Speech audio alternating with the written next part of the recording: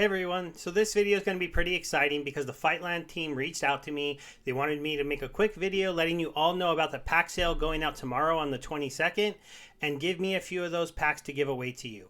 So you all need to either join my Telegram or Discord at least long enough to give me your Wax ID so I can put you into the contest. I am looking for people who want to play the game, so hopefully you can drop a little message about how this actually interests you. Because I did a really long video and not that many people watched it, but it does break down everything there is to know about Fightland. This was the giveaway and project breakdown video that I did because I knew I had some packs to give away, and here's where I gave them away in the live stream. So only 300 views. I know a lot of my Splinterlands players, it's on Wax. Maybe you're not fully comfortable with that, but this is a game I think has a chance to grow and really become a very successful game. So hopefully you at least check it out. So the drop is happening tomorrow. It is there is some whitelisting for it, so there's a 30-minute period of time for people that are whitelisted at the beginning to buy packs. Then there is another hour for people who are whitelisted in round 2. If you see this video right away tonight or sometime tomorrow before the pack sale starts, you will have an opportunity to get whitelisted at least into round 2, but you will have to buy some NFTs and do some blends. So we'll briefly touch how you would do that, but just know that it would cost you a little extra money, but it would almost guarantee that you get packs. So these V2 fighters are a little different than V1 fighters, and we'll touch on that when we get to the fight book for the quick recap. But do know these fighters will be able to be staked. They will be able to earn Fightanium. That'll be their main function of earning, because you need Fightanium to buy fight creds so that you could play the game. So even if you're not playing, you could be staking these cards, earning that token, and selling it to people like me who are playing, because we might need more fight creds than our fighters can create. The other thing is you can actually fight and win with these fighters, so you can play the game just like anybody else, and on any 10 wins you'll get the special token that you get for getting 10 wins. And there is the chance that there might be additional things added at any time in the future, but those are the things I know you'll be able to do with these cards. They are not as powerful as V1 fighters. I did tell you guys that V1 fighters were special because they get an additional token for each win that they get, called an upgrade token, but that doesn't mean that these cards won't have some value.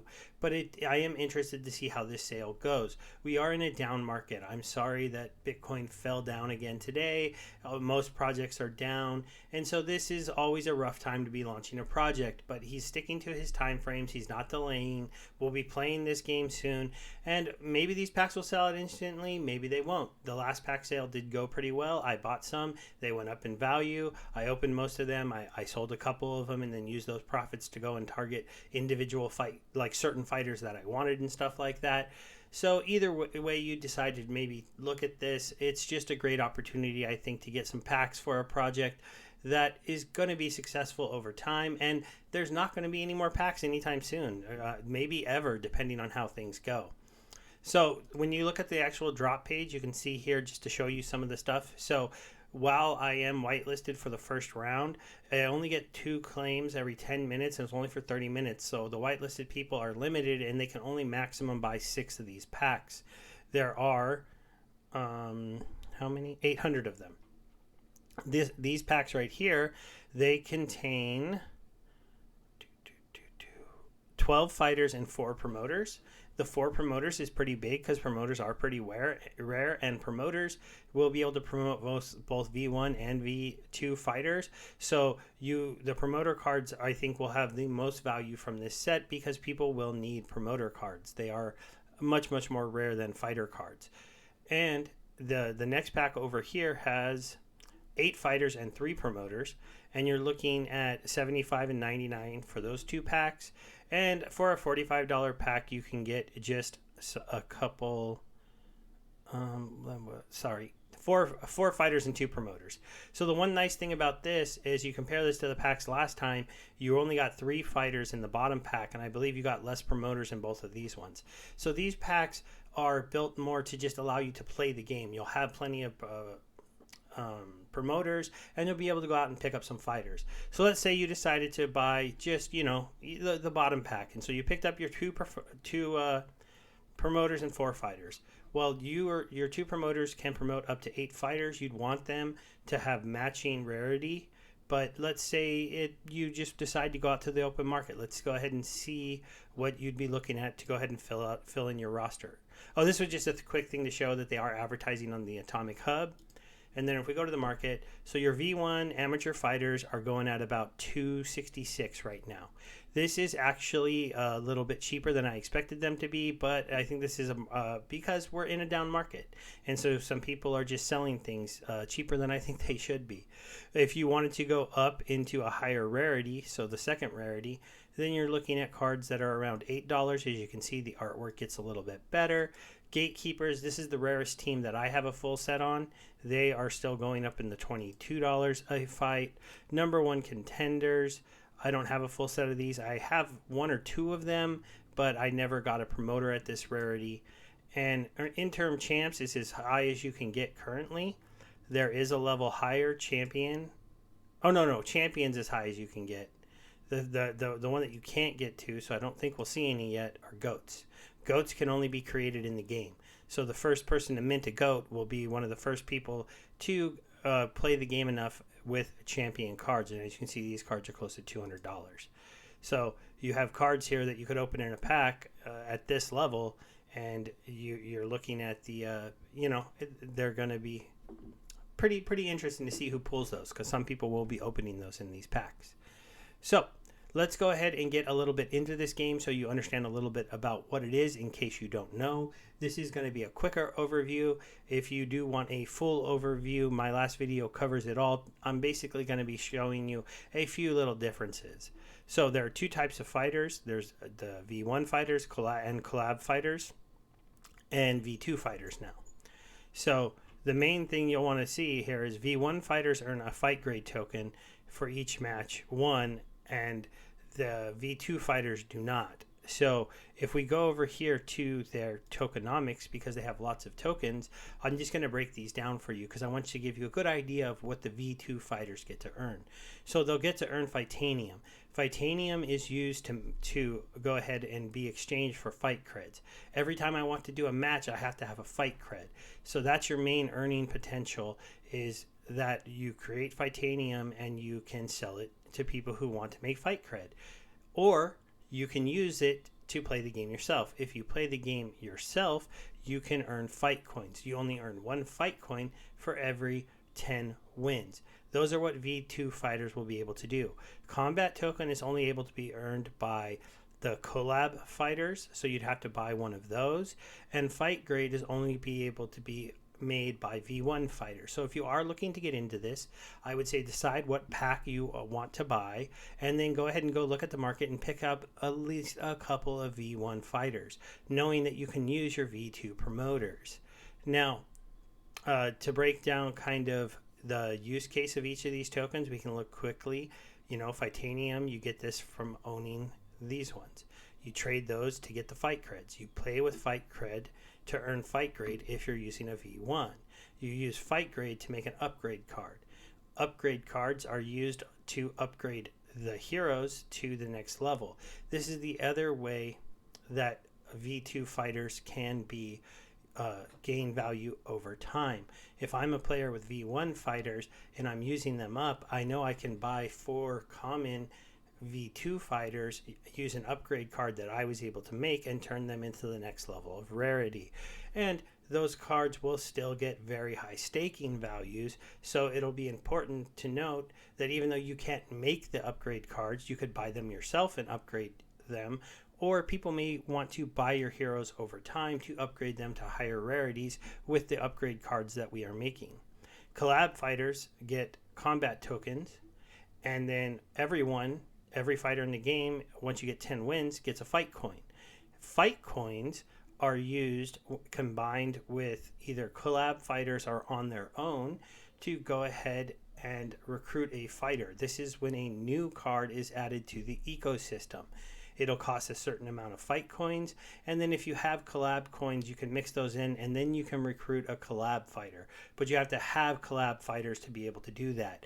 Now, it's only a 5% chance that you get a collab fighter, so collab fighters will be very rare, but they allow you to earn other collab fighters. Some collab fighters might be worth more if it's a collaboration with a project with fans who are willing to pay a lot more for that card. It's hard to tell, but that's really the difference that we're talking about. Now, the other thing that sets this up, all of these tokens will be available on the main exchange that are traded, the Alcor exchange, and so there'll be an economy between all the different tokens. So that this should be a really fun economy. 5 different tokens. It can look a little bit daunting, but everyone has a very simple use case we just went over, so you should be able to understand it relatively easily. Fight tokens can also be turned into a fight card. He issues special blends sometimes, and to do a blend, you need a fight card. So that's another earning way that you can do with V2 fighters. If you've earning these fight tokens for your 10 wins, but you don't really earn enough to go out to the market and make a new fighter, well, then you can turn it into a fight card and go sell the fight card on the open market, because this would be a tradable NFT. Now I'm going to get into the things that the part of this that really sets it apart for me. So Axie Infinity, one of the reasons why in my mind it was so successful for so long and still has a chance to continue to be so successful, is because they really supported their scholarship system. This allowed players with funds to come in and buy large amounts of their Axies and not have to worry about being like, ugh, I gotta pay to play 20 teams. No, I could just hire people to play them for me and kind of split the earnings. And this same kind of thing is going to be built into this game. And it's one of the first games out there I've seen that said from the get-go, I'm going to be working on creating a great scholarship system so that we can bring in players who don't have enough money necessarily to get in, but have time and hopefully have skill.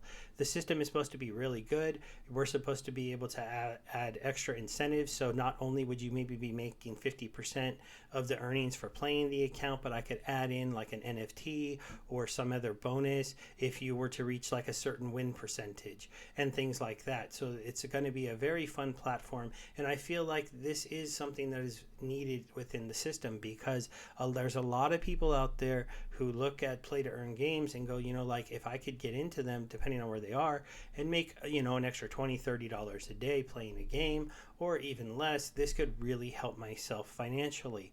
And this game is designed to help those people if it's successful, because it's a game that's relatively simple but also requires a lot of strategy.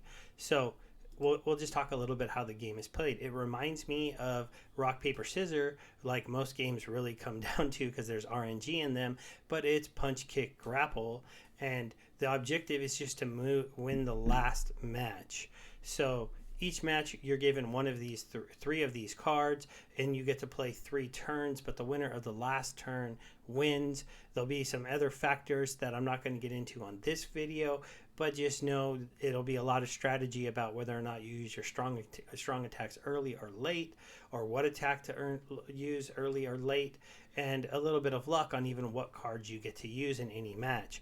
Every match is best of 2, or best of 3, so winner of 2 out of 3. But since it is a relatively quick game, you'll be able to play your matches relatively fast, and so it will be something that is easy to play, accessible to people even on mobile, but at the same time have a lot of strategy and take a lot of skill, I think, to be very good at, because of all the different things. I'm not going to go any more into this, so I'm just going to end the video by kind of sharing a few things. Fightland is on Twitter. It's a good place to follow to keep up with their updates. As you can see, we got a fun little, they're talking about their sale over there. They have an active Discord, and they have an active team. You got, they went here with these kind of like anime pictures of them, but it is a real photo of them from what I know and what I've seen in real life. And it's nice just to see a strong team building a really good game that's supposed to be accessible to everyone, and I like that. I'm going to end this just by firstly sharing the Play to Earn World YouTube channel. He is the head of this project right here. This is his channel. He covers a lot more than just his own game. He does cover a lot of Watch projects, but he also covers all kinds of other projects, as you could see, and he does run a pretty successful YouTube channel. And then I just wanted to give a shout out to my friend Luke on Luke Plays to Earns, because we've been collaborating for the first time today, and it was really fun to go on his Bronze Strategy Zen Sports tournament. I went on during hour 2, so you'd have to skip ahead of the first hour if you don't just want to check out my part. But it was a lot of fun to actually finally do a collaboration video with somebody in the space. And if you don't know much about Luke Plays to Earn, he is also somebody who is a real expert in the play to earn world, showing you a lot of fun new things. All right, everybody, make sure you check out Fightland. Make sure you get ready for this drop if you're interested. It's not every day that packs come out in projects, we know, but these ones are much more limited than the Splinterlands packs that just dropped. So I imagine they're going to be selling out relatively quickly. Bye.